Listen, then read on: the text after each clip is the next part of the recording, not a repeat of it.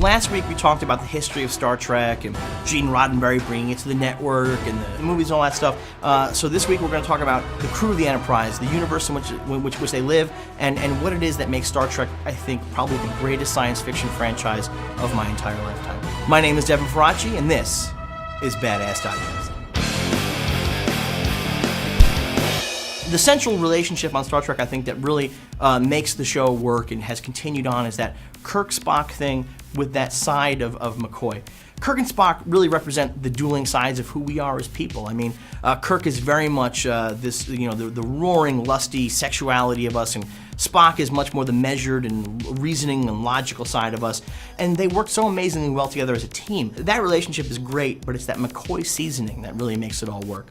This guy on the outside, just a little bit, who's always sort of like throwing cranky little jokes at each of them, sort of being kind of a pain in the ass, and really, more often than not, being much more the voice of reason than even the logical Spock.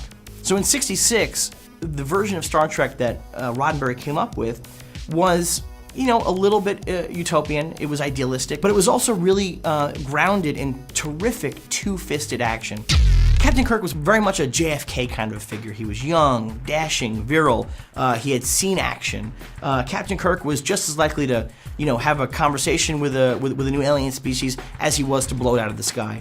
Maybe my favorite thing about Star Trek is not just Captain Kirk, but William Shatner himself. Shatner is just this incredible presence. And the way that he throws himself into what he's doing, his fighting style, his ridiculous two-handed judo chop, and every fight he has, he's got to roll on the floor at least once.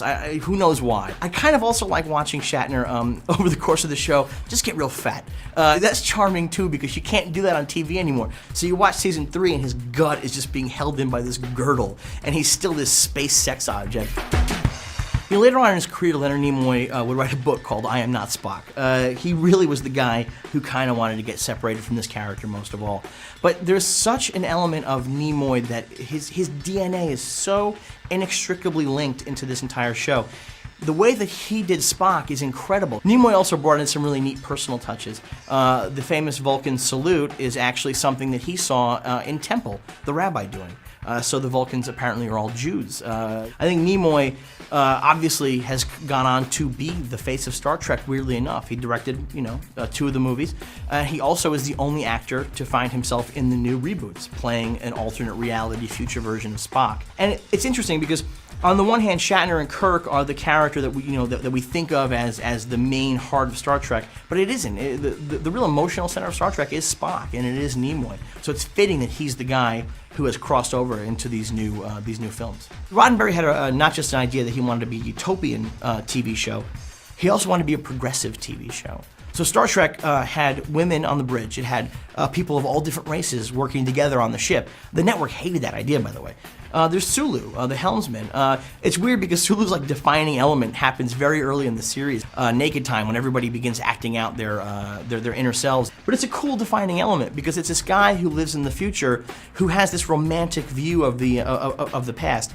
Nichelle Nichols wanted to quit the show, but she was talked out of it by none other than Dr. Martin Luther King Jr. himself. Dr. King told her that having a black woman on primetime TV working together as an equal with white men was an incredible thing to have. It was an incredible way to show the black community where they could go, and so she stayed with the show. Star Trek is the first scripted TV show to have an interracial kiss. In the 3rd season episode Plato's Stepchildren, Kirk and Uhura make out. Again, to be fair, this wasn't, totally blowing the doors off things because they were kind of forced to kiss by godlike aliens. But, you take what you can get, and to have that on television was a really big deal in 1968. This was an enormous moment. And then there's Chekhov. I think Chekhov really, in a lot of ways, defines what I kind of love about Star Trek. See, because Chekhov didn't show up until season 2. And Chekhov is added because the network insisted that Roddenberry put in a teeny bopper identifier character. And in fact, Chekhov, Walter Koenig, that isn't even his hair. He's wearing a Davy Jones wig. He's supposed to look like one of the monkeys. But what Roddenberry did that was really neat was that he decided, well, if I'm going to have this teeny bopper character, I'm going to use him to push my agenda. So he put a Russian on the bridge of the Enterprise, which today is well, whatever. But in 1967, at the height of the Cold War, everybody watching this show had just lived through the Cuban Missile Crisis. The idea of a Russian hanging out with everybody else and being a pal, this is mind-blowing. This is actually as mind-blowing as having a black woman on the bridge. Scotty's this really weird character too, because Jimmy Doohan isn't even Scottish. He's just really kind of putting on a Scotch accent. Well, this is a drink for a man. Scotch? Aye. And there's always this undercurrent that he's kind of drunk, and it's fun. Trek used some of the greatest science fiction writers of its time to write episodes, and so we have episodes that are actually stunning science fiction. I mean, Sitting on the Edge of Forever, I will put up against almost any other science fiction thing, period, as just an amazing work of art. But you also have a lot of really weird stuff, like the episode where the crew gets sent down to a planet where they have to reenact the gunfight at the OK Corral. So it's this mixture of really strange stuff and really heady stuff, I think, that's kind of magical. The Klingons are probably the most specifically well-known villains in the Star Trek universe. But the universe, I think, is full of really great different kinds of races. The Romulans are a pretty great villain. They're sort of the mirror image of the Vulcans. They look just like the Vulcans, but they're quite emotional and warlike. They're introduced in one of the best episodes of the series, Balance of Terror. It's an incredibly tense, great episode. A little bit of trivia. The Romulan commander in that episode is played by a guy named Mark Leonard, who would later on go to play Spock's dad, Sarek, in later episodes of the show. There's other alien species that sort of pop up on the periphery of Star Trek that really made a huge impression. The Gorn, this reptile race that Kirk fights in the episode The Arena.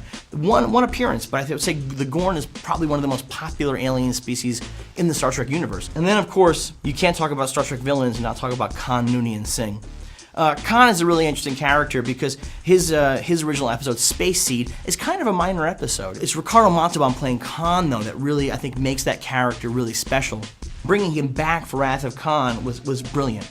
The Star Trek movies began to really sort of examine what it is to be old, and bringing back an old villain was the perfect way to have Kirk really face his mortality. And this was the kind of thing that Roddenberry wanted to do. Roddenberry wanted to sneak in these morality stories. He wanted to make it so that you were enjoying the outer space adventures, enjoying the crew, enjoying the action, but also learning about tolerance, learning about working together, and sort of coming to the idea that the future could be a place where maybe everything wasn't quite so up. Well, you know what? I could sit here and talk to you guys about Star Trek forever. I mean, Trek and Planet of the Apes. You ever see me buy me a beer, we're going to sit down and never stop talking about these things. In the meantime, leave your comments below. Let me know what your favorite episode is. Let me know who your favorite character is. I know there's got to be a big contingent of Chekhov fans out there. Be sure to subscribe so you don't miss a single episode going forward. I'll be back here again next week with something completely different, but hopefully just as badass as this. My name is Devin Faraci, and this is Badass Digest.